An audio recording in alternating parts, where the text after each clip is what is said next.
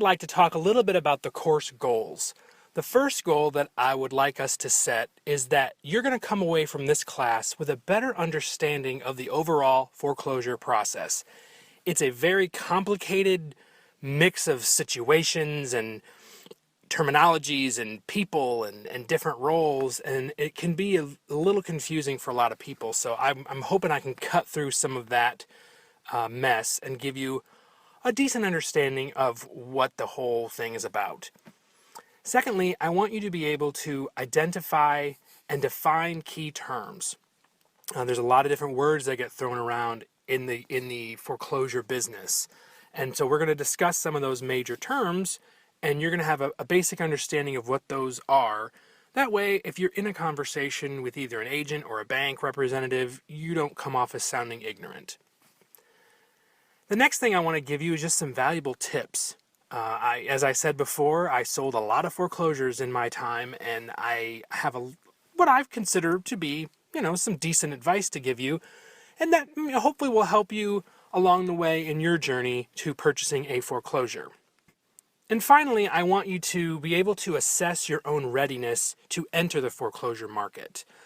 It's not something that should be done lightly, and it's not something that should be impulsively decided upon. It's something that's going to need to take some deliberation and some good, honest looks at your finances, at your willingness to do work, and what sort of risk you're willing to take. Next, I'd like to talk very briefly about the course audience. So the first person that should take this is a current investor. If you've bought a couple of foreclosures or you've invested in other properties and you're looking to sort of get into the foreclosure business, this class is absolutely essential. It will help give you a nice foundational understanding of what you're in for. Next is what I like to call aspiring land barons. It's those folks who are interested in getting to the investment property side of real estate, probably through foreclosure purchase, and they're ready to kind of get the wheels on the ground, but they're not really sure where to start. Or you might be sitting there and you have improper expectations. You might think, oh, this is super easy. You just, just call up this person and give them $1,000 and you get a foreclosure. I definitely want to break some of those myths. If you're a real estate agent and you're looking to get a better grasp at this segment of the market, I think that you could gain quite a bit of knowledge from this course.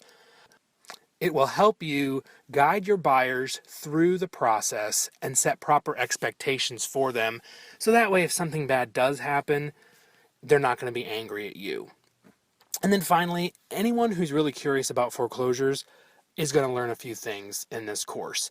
So maybe you're not looking to invest, maybe you're just curious, maybe a friend of yours has talked about getting into foreclosures and you want to give them some information, then absolutely take this course. So in the next video, we are going to be discussing the terms and how to define them. But this one, we have covered the course goals and the course audience. So I will see you in the next video.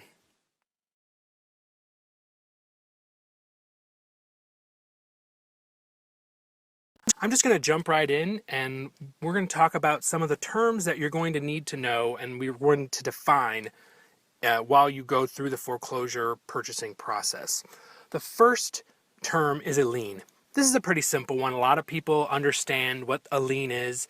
For instance, if you have a car and you have a loan on it, that loan is a lien against your property. If you have a house, you got a mortgage, that mortgage is a lien on the property. It's basically when you owe money against a piece of property, you've used that house, in this case, as collateral to borrow money. So the bank files a piece of paper, it's called a mortgage, and that creates a lien on the property. The next terms are foreclosure, REO, and bank owned. They are all the same thing. They're just different versions of the same definition. A foreclosure is a property that the bank has had to take possession of in exchange for a bad debt. So when you bought your house, you went to the bank and said, I want this house. And they said, okay, we're going to give you the money to buy this house and you're going to pay us back over time. As collateral, if you fail to make your payments, we get your house. It's a way of them securing their loan. If you don't pay, they take your house back. That's what a foreclosure is. The next term is a default. A default is basically, that's when you stop paying. If you miss a payment, you are technically in default. Basically, you created an agreement with the bank saying, I will pay you X number of dollars on a monthly basis at this percentage interest rate for this long in exchange for this money. If I fail to meet that obligation, I have defaulted on the agreement. And I know you're not supposed to use the word in the definition of the word, but I have failed to make my obligations in this matter, and now I am technically in default. Creating a default leads you into a pre-foreclosure situation. That's the next term. Pre-foreclosures are not foreclosures yet.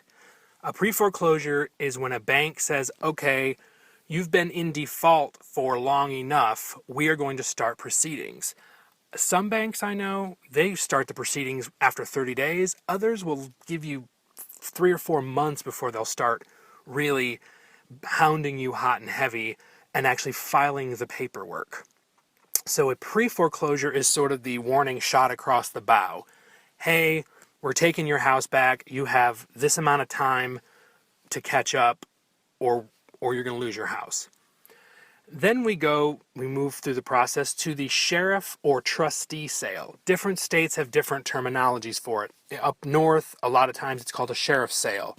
Literally, the sheriff sells the house on the courthouse steps.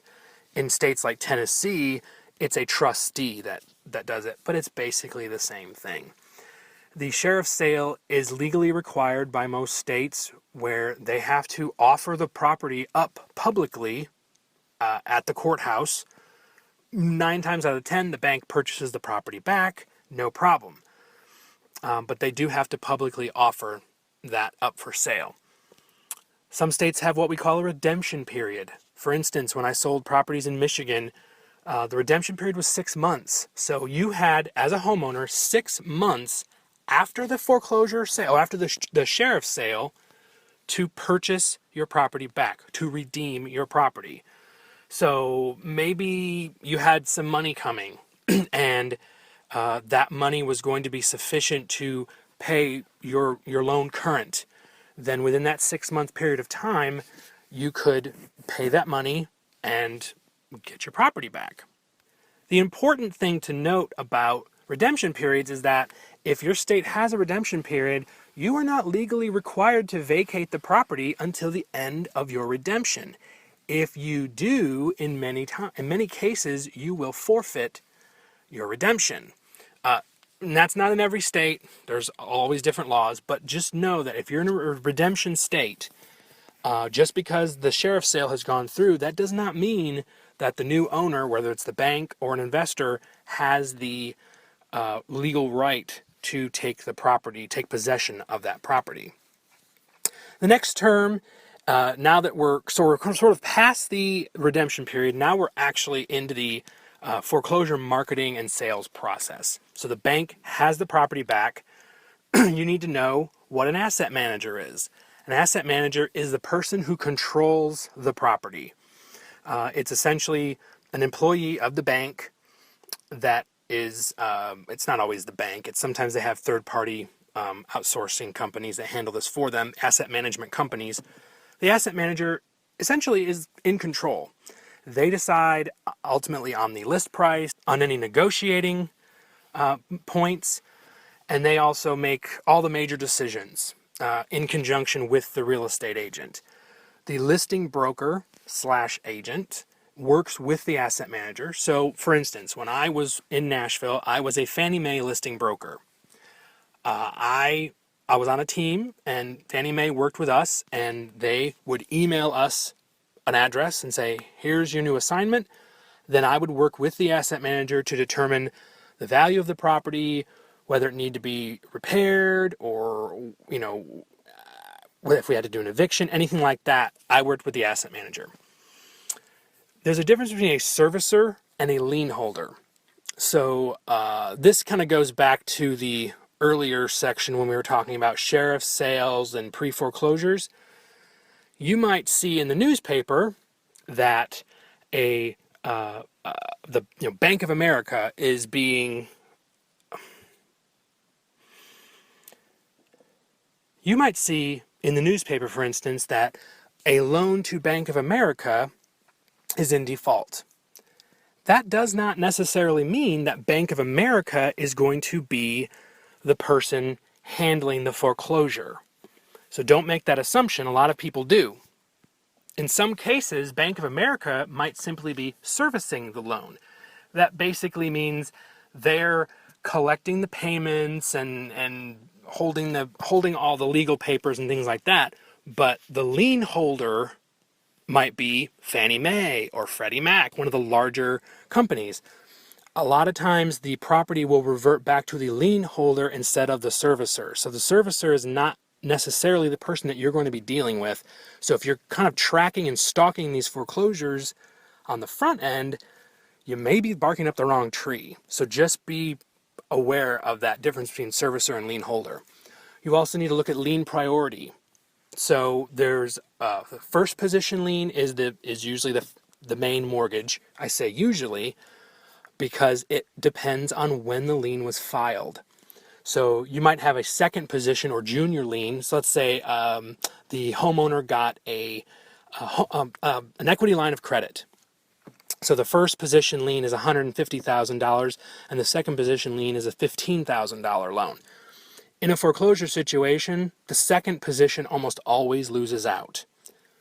But I've seen there have been some cases where somehow, due to a screw up by somebody, the second lien holder actually held first position. So the $15,000 lien actually held precedent over the second position lien, and they were actually able to purchase the property for their lien amount and kind of muscle out the other one. It's very rare, but it can happen. But I bring that up in case, and we're going to talk about this number 2, buying at the courthouse steps. You need to know if there's more than one lien on this property, and you need to know what lien priority you're looking at. And I'm going to talk very briefly about a short sale. This course is not about short sales, but they do come up a little bit, so I just want to define what they are. A short sale is when you are basically bailing out an owner before they get foreclosed on. Short sale is, my house is worth $150,000, but I owe $175,000. I'm going to sell it for $150,000, but someone's got to come up with the other $25,000, or else I've just got to eat it, or the bank has to eat it. So as a homeowner, that is going to negatively affect my credit. It's going to prevent me from buying a house for at least 2 or 3 years, sometimes as many as 7. And in some cases, the bank can come after me for a deficiency judgment for the $25,000. A lot of people think short sales are these great deals. They're really not. And I'm going to go into a little bit of detail later on when we talk about property valuation, about why short sales aren't as good a deal as people think they are. The question I always ask when someone says, I want to buy short sales is, why? Why? Do you even understand what it is? I don't know why you think a short sale is a better way to go than a foreclosure, because for many reasons that I will get into, a short sale is really a huge pain, and you really don't get a better deal on short sales almost every single time. So just be aware of the pitfalls of a short sale. So those are the terms. I know I threw a lot of information out at you. Feel free to review this over again, or post questions in the forum. I am happy to talk about things more in depth. If you have questions like, I didn't really understand what you meant by this, or I've heard this term, what does this mean? I'm happy to share. So just post a question in the Q&A section and let's talk. I'm happy to share my knowledge. So in our next video, we are going to be discussing information sources. So I will see you then.